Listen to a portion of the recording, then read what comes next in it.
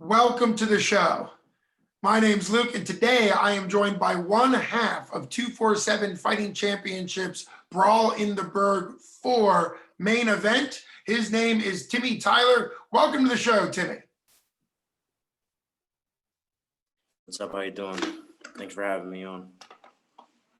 Absolutely. It's great having you on. I love to cover regional fighters, and you're going to be in the pro main event for 247 Fighting Championships Brawl in the Berg 4, which is going to be the Wednesday, the day before Thanksgiving. Let's jump in right there. We'll go backwards at some point, but jump in about how you're feeling about this upcoming fight, which is Thanksgiving Eve. Well, I'm feeling great. I didn't know I was in the main event until the day that the fight was announced. So I got instantly excited because I'm so young, and it's gonna be my first main event at my age. So I've actually been training or in camp since about like June. My coaches, managers, they just been telling me, stay ready. So I've actually been going to war, sparring, hard sparring and all since about June. So I feel like this is the end of my camp in a way, because I've been putting in the work for basically almost a year now. So I'm just enjoying this last, month. I think it's a month or two fight. Just enjoying it, not so much like hard training. Just, I'm still gonna put in the work in there, but I'm gonna like have fun at the same time, not gonna put so much pressure on myself because even though it's my first main event, like I said, I'm ready for all of this, and I just want to get in there and make a statement. First main event, so Absolutely. It's a great opportunity for you. And you mentioned being a young fighter, being young in your MMA career. When did you first take your first MMA amateur fight? And then when did you go pro? And how's that been for you so far? so my first amateur fight uh 2 months after I graduated high school. So Okay. not really told anyone how I started this. I wasn't planning on fighting or anything. I had wrestling. I wrestled all my life. So, Mhm. but I was a football player. I wanted to play football. So there was one day I'm just sitting on my sister's couch and I'm like, let me look up underground fighting stuff. And I was on Facebook the whole day just typing in like underground fighting and like little leagues, and I came across this poster for a Fight Club champion. And I text number on there, and that's how I started. His name is Jason Martinez, a good friend. I wasn't planning on, being Timmy Vicious Tyler. I was trying to be like Calvin Johnson, So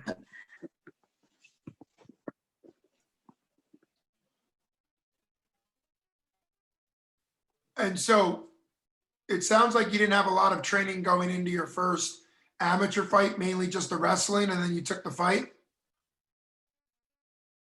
I took the fight. I grinded it out for basically up the rounds. I got it took like the end of the fight, so basically used my natural wrestling to like get me through my first amateur fight. I got put to sleep, but that night, a lot of people like saw this young. I think I was about 18. I was 18.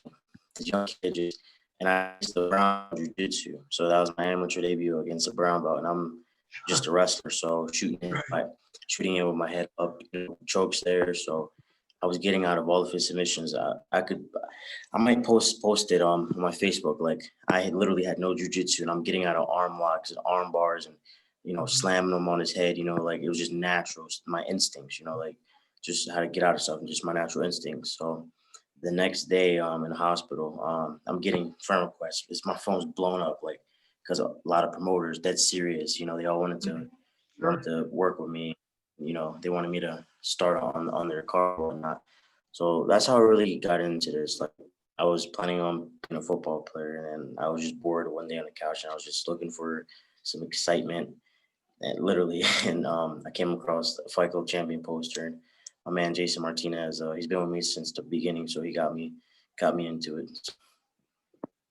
Yeah, I mean it's good that it's working out for you. I think a lot of people sit on the couch and think about, oh, what would it be like to fight, but don't actually have the skills, wrestling or athleticism to actually do what you did. You mentioned Dead Serious MMA, which is a big promoter out there in the New Jersey area. You're from the New Jersey area, right near Philadelphia, but over by Trenton, New Jersey, and that's a great area for fighting. When did you start training at American MMA and Wrestling? You're wearing their hoodie now. When did you get hooked up with them? I got hooked up with these guys a year ago, actually, a year ago in August. So I knew of this gym. I don't know, James Jefferson, the promoter of Global Proving Ground. Around that time, I met GPG guys like Bob Maloney and James Jefferson. That's the time I met like Nick Catone and American MMA and Wrestling, because our gym actually faced one of American MMA's, which is one of my teammates now, Ross Mata. My boy Ross Mata. So I knew of that gym, but like I never really checked it out. And then the late Shane LaRock, a year ago, I texted him on Facebook a few days before his passing. Actually, I think about it all the time. I texted him on Facebook. I'm like, hey man, I'm looking for a gym and strength and conditioning coach. And he told me, check out American MMA and Wrestling. Like, and he told me so many good things about Nick, and just crazy that a few days later that me and Shane was gonna link up. I heard that he passed away. So, rest in peace to him. And he's the one that got me to where I'm at as far as this gym. And I thank him every day. Each day I get better. I thank Shane for, opening the doors for me in a way, sending me in the right path before his passing. Yeah. It shows how connected the MMA world is. Obviously, our thoughts go to Shane's family. But it does show how in MMA, even though it's a solo sport, you go in by yourself, you need not only your team, you need people that don't even know you, that want to care about you and want to at least give you some advice, get you some connections. You're one of many Absolutely. fighters I've interviewed who talked about how important it is to get a nutritionalist or a strength and conditioning or a different coach or a different environment. So what has the training been like? For a year, you transitioned over to American, and what's that whole process been like, including COVID? Man, so I say this every day, almost everyone that's close to me. Like, I really thank COVID for coming at this time, because I'm coming off this year. It doesn't even feel like I fought this year, but I actually fought this past January and February. Mhm. So February, I'm coming off a first round TKO win. So my plan was, if I'm healthy, like I wanted the cowboy mindset, if I'm healthy, I'm going to fight. And I wanted to fight every month this year. That was in my head. I'm like, if I'm healthy and I'm with a real team and a real gym now. So I'm like, I could beat anyone, I know I'm going to be in the gym training and getting, anyone can get beat. So if I'm healthy, I'm going to fight. COVID hit. So for March, April, I'd say I kind of like, like just home and, just hanging out with my friends or whatnot. And then I signed with my management, RIP Management, I'm sorry, owned by Sean Rappaport. He's a Tiger Showman guy. He has like a lot of his students are in the UFC. Mike Trisano and Shane Burgos, all of those guys. So I got hooked up with that guys. Those guys. I'm sorry, as far as like my career went. Because I'm coming off that loss, and I'm like, the old Timmy, I would have jumped right back into there, accepting any fight, like, so I'm like, I want to do it the right way. So I signed with management, and then, I wanted to be able to just focus on the training. So, and I told my manager, I said, you heard of me, I like to fight, blah, blah, whatever. I was crazy when I first started talking crap on Facebook. I really matured and chilled out. Like, man, I see a complete different Timmy Tyler, and every day I'm like, I feel so blessed, that I'm given all these opportunities. And in the beginning, I kind of messed up my relationship with a few promoters, but I recently just started reconnecting with those promoters. So it's just my new image, I'm doing things different. So, yeah. So, what was it again? Sorry, I'm going on and on about. Oh, I appreciate you. I appreciate you sharing, particularly about the change in your style personally. I was asking about Right. COVID, and you said that it was kind of the perfect thing Right, yeah. to make you train. Right. Yeah. COVID. Yeah. Yeah. COVID. It really gave me a chance to really focus on the things I wasn't good at, and everyone knows, like, most of my losses, well, all of my losses have been by submission. So I've been training in gi for the past year and a half, and I recently just got my blue belt. So that was a big accomplishment for me. Besides my son being born and graduating high school, like getting my blue belt was like one of my greatest accomplishments because I'm learning. I'm learning a new art. I'm adapting and all. Getting comfortable where I'm at with my brothers. My coaches see me. They see my hard work. So if I wasn't working hard or anything, my coach Nick Katun, he wouldn't have promoted me. So I'm blessed for that. So COVID really gave me a chance to really turn it up a notch as far as like what I'm not good at, and I'm so excited to like showcase my skills in the main event on November 25th. Like I'm so calm and like most fighters would probably be like anxious or whatever. I'm nice and relaxed. This is me. Like I'm like this, and then when I go in the gym, I beat them up, and then I'm back to normal. So I'm different. Like I started off like crazy, and I was a young kid. I was trying to be the first like in my city to like turn pro or whatnot. So I started off 0-3, and I'm like, yeah, I got to do something. So I had to step back and get back into it. So I'm just really excited for main event November 25th. It's gonna be a good fight. My opponent is a quality opponent. He's not a scrub or anything, and I know he's gonna bring it, and I'm gonna bring it. But I'm looking for the W at the end of the night. Sure. You really shared a lot about the maturity that you've experienced outside of the cage. What you say on Facebook, the attitude you have in approaching fight. And I think that's actually oftentimes missed on fans because it's so easy to just look at what people do in the cage and forget that there's a lot going on emotionally, family. Congratulations on your child, by the way. There's a lot more important than just what you do in the cage. And so having the right priorities and having the right team, as you mentioned, Nick Catone's name several times, really makes a difference on who you are. It's also good you mentioned Trenton Zadarko. Getting the right opponent and getting a matchup where it's about the fight. I understand trash talking happens at all levels, but like you said, it can kind of catch you up as opposed to focusing on really the opponent and what that looks like as a fight. Talk a little bit about your learning BJJ and what's the first experience in BJJ, whether it was when you were just learning at white belt or now that you're a blue belt, where you felt like it clicked and maybe you pulled off a submission that you hadn't been able to, or you learned something that you always just thought, wow, that's cool, but I can't do it. So when did it start clicking and what was it specifically? Honestly, I competed in my first jiu-jitsu tournament. I think it was September, October, or early this month. Yeah, maybe no, it was last month. Definitely last Oh, month, wow. September. I Okay.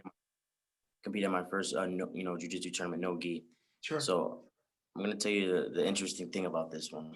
So I'm like I said, I've been in the gym since June, so I've been managing my weight. So I'm about 185, and I was gonna cut to 170 for the tournament. And I'm like, nah, it's off season tournament. Like I'm a pro now. I'm not getting paid for it. So I'm not gonna cut weight or anything. So I went in there at 185. So I won the tournament, in my division. So that was my first, competition as a jiu-jitsu guy, first jiu-jitsu competition under my new gym. So I went out there and smoked every guy and got first place. So it was interesting about that. And I knew I was, pretty good at this jiu-jitsu stuff is when I'm the next day, me and my boy Brian Torres were sitting at my house and we're looking at the tournament brackets, whatnot. And I was facing guys that were 210 pounds and up. So Wow. I'm like, wow. So I just smoked guys who are like light heavyweights basically. Right. Like nothing, like it was a piece of cake. And I'm like, all right, it's not always about muscle and all that. It's about technique and whatnot. And that's what really clicked that day. I'm like, all right, yeah, I'm pretty good at this jujitsu stuff. Yeah, I mean, and it's also great to know that that's an experience that just happened last month. It's a fresh experience, really coincides with what you were talking about, being so proud of getting your blue belt and really seeing that growth that you've experienced. It also points out that you're not the first person to bring up how jiu-jitsu tournaments they are organized, but they can kind of also be strange. Like obviously you weighed in at 85, why you were wrestling or why you competed against guys which would be at least a division higher, who knows, but it does give you a sense of confidence. Speaking of that, what is the weight goal for this fight? Because I've seen Trent fight and I thought he was an 85 or a 205. So what's this fight at? This fight will be at middleweight, No, 185. 85. Gotcha. And so are you confident and comfortable? That's what you were just talking about, how explosive you felt. You have cut to 70 before. And what's it like being at 85 now? So I've been at this weight, 85, basically the whole year. So my body has already adjusted to, the muscle I put on. I put on a lot of muscle since COVID hit. Like I said, I got to do a lot of things. So I wasn't looking like a toothpick anymore. So my management, my coach, my manager, we're talking about the fight, and he's like, this guy's pretty, he's bigger than you. You got him, and I'm like, I've been across the gym sparring with Hector Lombard, No. Thiago Silva. I've been hit by these guys. Like I've faced. I can't pronounce his name. It's some weird name. It's his Instagram name is Gutho. He at the time I was in Boca Raton, Florida. I was training with those guys. Gutho, giant heavyweight. Glory. Yeah, I think he's a glory fighter. I always get glory and one mixed up, but he's a glory fighter. I was in camp helping him get ready to fight for the glory heavyweight title. So I faced bigger guys all my life. Growing up, even in street fights, I've always been the smaller guy, knocking people out. So, like I said, I've had this whole year been doing a lot of training, conditioning, putting muscle on, getting stronger, getting faster, more loose, and whatnot, and I'm excited to see what I do at middleweight, and I do my best when I face bigger guys. And I've seen Trent does his best when he cuts down to 85. So I want to see my best against his best in the main event of the night. So it's gonna be a great fight. Expect fireworks. So I want to see his best 85. And I want to see my best facing the bigger guy. I'm always the underdog in a way as far as like size. So I've knocked a few guys out that are bigger than me. So it's not going to be any different. I hope, and when I get in there. So of course I want the finish. I want the knockout. But if it does go 3 rounds, like I said on my post, like it's better for me because I get to show you guys what COVID has, taught me. Sure. So. Yeah, I think a lot of fighters coming out of COVID are either going to have progressed like you're talking about, or they won't have put the work in because nobody's watching them. Nothing's going on. It's really the classic test of, do you want to do it, or are you only doing it because somebody's forcing you to do it? And I think it's going to make a big difference. And one thing, like I said, I've been in there since June, so I was getting frustrated. The stuff I was doing, and we had so many good classes and practices, and had so many good sessions from June until now. And I'm like, I was getting impatient because I'm like, I'm tired of beating up guys, and in the gym I want to go out there and like improve my record. So I was getting frustrated, and but I still got up and I would still go to the gym, even if it was for 30 minutes or like an hour, even like three times a week or whatnot. I was always in there, staying ready, and I was like really excited and happy when I got the message about November 25th.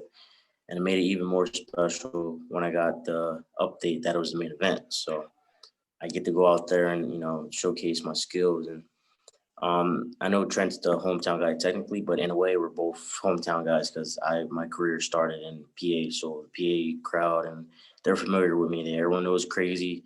Well, they knew Crazy Timmy Tyler, but even the commissioner, there's the commissioner Serb and Mike, they'll come up to me like if I'm cornering a guy, they'll be like, not a word tonight, Tyler, not a word. I'm like, oh, won't get no problems from me anymore. Oh no. So it sounds like you transitioned from Crazy as a nickname to Vicious, and because obviously at one point you were a little bit less controlled. And no one knew this one, but my first nickname was Tantrum. Oh my. Timmy Tantrum Tyler. It makes sense with the T's. It makes sense with the T's, and it sounds like your personality fit the tantrum back then. It's so valuable for fans of MMA to recognize how important regional promotions are. whether it's 247 fighting championships. Obviously, it's so great that they're giving you this opportunity. But so many people just sit back and watch Bellator or the UFC and think fighters start there, and they don't. They have to have an entire career in amateur usually, and then pro coming up. What is something that you can distinctly know now that you didn't know at your let's say 2 years ago? Because you've been fighting since you were 18. So what's something that you think has really grown in you in the last 2 years? Yeah, I've been fighting for about 6 years now. I started in 2015. I'm 23 now. So what I've learned honestly is like a promoter, matchmaker will tell you anything you want to hear just to fill up their cards. So I look back and I tell my friends, my teammates every day, my coaches every day, like I look back at the quality guys I was facing, and I did my amateur career with a 6-6 and 1 record. So 13 fights, 1 tie, 6 wins, 6 losses, and I won 2 belts in 2 different weight classes. And it's unique because I did that without proper training. Yeah. There was a good year, in my amateur career, it was a good year where I actually had proper training with like legit schedules and coaches and all. I won't say his name. Everyone knows he's Navone. He screwed me over, so I don't want to give him any attention. But yeah, that's who I was in Florida with. It was a big mess, whatever. But other than that, like I won 2 belts, won 6 fights, and went to a draw, even though that draw wasn't a draw. Everyone go back and watch that fight.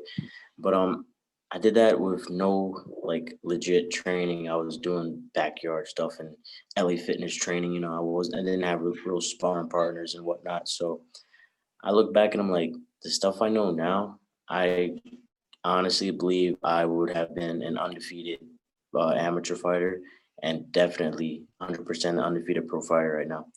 If I was patient and like trained and with the killers I have right now and the mindset I have right now, I would be undefeated. I'd probably be on a contender series right now. And that's one thing, like I told you, I didn't really know about it. I would just watch it on TV, but I wanted to play football. I knew everything about football. I knew like you have to get like scouted and whatnot. I didn't know you had to like train, 3 times a day and like you have to get noticed out there. Like I did my first amateur fight. Honestly, I wasn't thinking like, yo, this is the beginning of being a pro fighter. I wasn't thinking like go out there and beat them up, where blah blah, get your name out there, top. I didn't know any of that. I was like, hey, it's just an event. It's just something I'm doing. So. Well, and that shows the growth and the maturity for you. And I think it's good advice for the young fighters, particularly the new fighters. Like what you said about promoters, that you've got to really have a camp around you that has your best interest in mind. So you're not just going with whatever. It's a valuable thing that promoters put on fights because otherwise you wouldn't have a record. But at the same time, you have to be smart.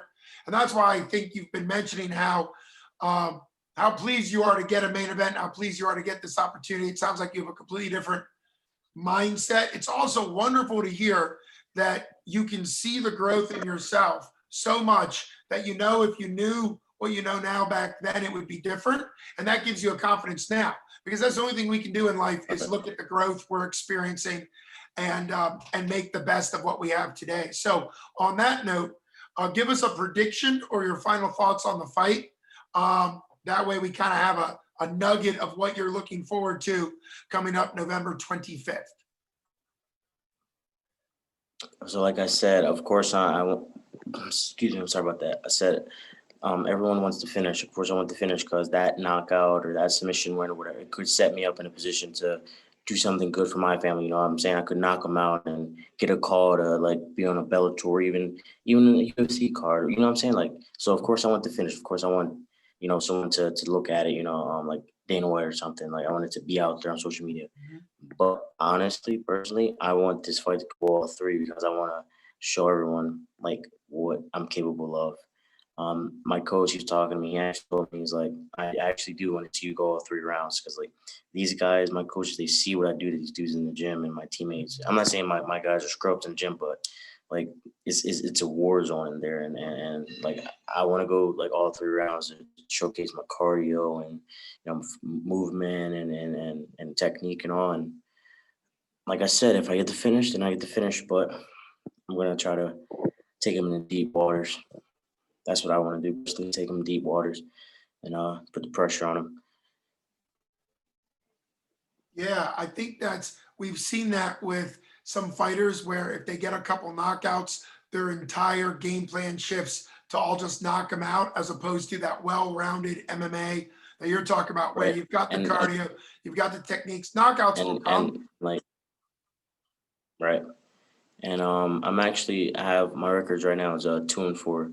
So my 2 wins are actually first round knockouts in Mhm. under 3 minutes. So I think I'm starting a little Jared Cardinale right near Robert Whitaker to knock out that street. Wow, those are two great references. I just was going to bring up Robert Whitaker when you were talking about feeling good at 185 and not minding performing well as the slightly smaller, faster guy. That's been Robert Whitaker ever since he moved up from 170. Of course, he lost to Izzy and now he's back on the winning track, but he's still not a big guy at 185. And I think And fighters are starting to realize how valuable it is to be healthy, to be quick for you. right. And one fight that I really look back on, and I say, like, man, Frankie Edgar against Benson Henderson.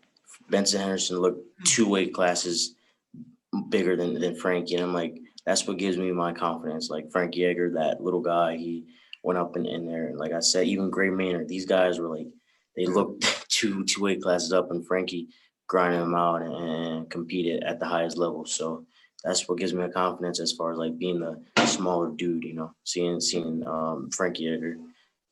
Yeah, I A don't think you local. can get a better legend in the area of New York, New Jersey, than Frankie. I mean, what a great guy. The career he's had, and now he's actually trying to resurrect it at a lower weight class. But yeah, you're bringing up great names and great experiences. It's been wonderful having you on the show. I can't wait to see you in action. They are selling tickets. I know it's the age of COVID. It's Monroeville Convention Center. We want fans to get tickets. It's a limited crowd because of COVID, but still, it's wonderful to have a live crowd and to be able to they're going to do 2 events. You're on the first event, but 247 Fighting Championships is also doing one the Saturday after Thanksgiving. So thanks so much for coming on the show. You've been listening to Vicious Timmy Tyler. Thanks again. Thank you for having me.